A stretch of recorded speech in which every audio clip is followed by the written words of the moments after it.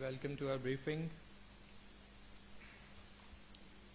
The colossal scale of devastation across various parts of the country brought about by the unprecedented climate catastrophe has affected more than 33 million people in Pakistan. Continuing loss of lives and livelihoods and massive damage to property and infrastructure are indicative of this evolving humanitarian situation that we are faced with. After Sindh and Balochistan, you have seen the destruction caused in the Khyber Pakhtunkhwa, AJK and Gilgit-Baltistan in recent days. Over 1,100 people, including over 350 children, have lost their lives. More than 1,600 people have been injured. Over 1 million houses have been partially or fully damaged or destroyed. Entire villages have been wiped out.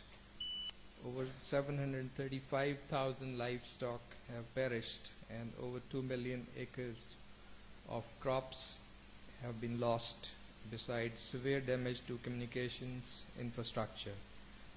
The government of Pakistan has mounted a coordinated rescue and relief operation, mobilizing all possible resources and capacities. This is a national effort in which everyone is contributing, from individual Pakistanis from all spheres of life to businesses, civil society and humanitarian organizations, besides the civil and military administrations. Overseas Pakistanis are also contributing to this effort in a big way. The sheer scale of the calamity has, however, stretched our capacities to the limit, thus necessitating support from the international community. And we have already seen an outpouring of such support and solidarity, with a large number of our friends and partners stepping forward with assistance to buttress the government-led relief efforts. To further raise global awareness and to mobilize support, on 30th August, Pakistan, together with the UN, launched the Flash Appeal 2022 Pakistan Floods Response Plan, simultaneously from Islamabad and Geneva. Foreign Minister Bilawal Bhutto Zardari addressed the launch event, followed by a video message from the UN Secretary General and statements from the Planning Minister, the UN Resident Coordinator, the UN High Commissioner for Refugees and IFRC. Chairman NDMA also briefed the participants on the situation in the aftermath of the floods. The response plan focuses on the needs of the most affected people, with life-saving response activities amounting to $160.3 million, covering food security, assistance for agriculture and livestock, shelter and non-food items, nutrition programs, primary health services, protection, water and sanitation, women's health and education support, as well as shelter for the displaced people. The Flash Appeal launch was well attended by member states both in Islamabad and Geneva, heads of UN agencies in Pakistan, representatives of international organizations, among others. Participants offered condolences and expressions of solidarity and assured continued support for Pakistan. Here, 2 points merit highlighting. First, what we are passing through is a climate-induced calamity. These are no ordinary monsoons, as the UN Secretary General termed them, monsoons on steroid. There are totally anomalous cycles of torrential monsoon, coupled with other extreme weather events, including record temperatures and forest fires in Pakistan. As one of the lowest contributors to the global carbon footprint, yet amongst the most vulnerable, Pakistan has borne the brunt of climate shocks in recent years. As the Foreign Minister said, Pakistan has become the ground zero of the consequences of global warming. The international community, particularly those historically responsible for climate change, must step up and share the burden of these losses in the spirit of solidarity.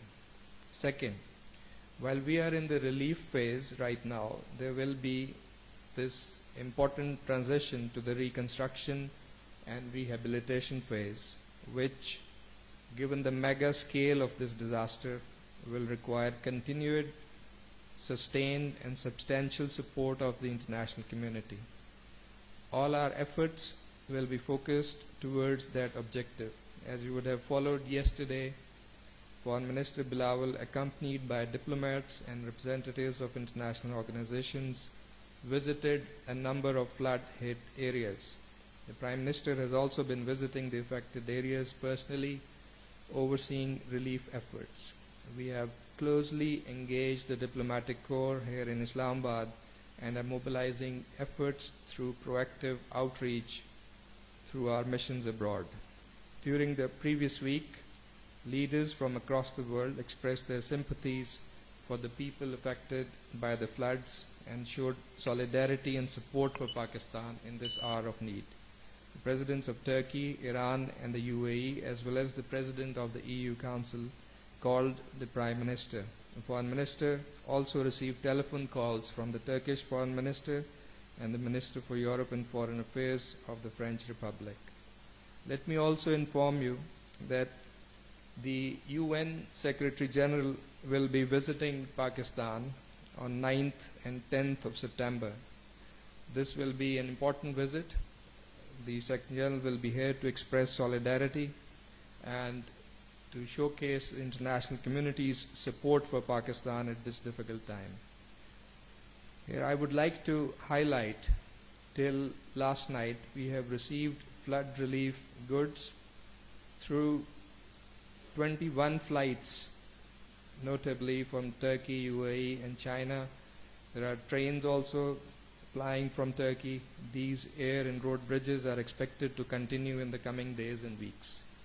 A large number of countries and international organizations have pledged support and are extending cash or in-kind assistance.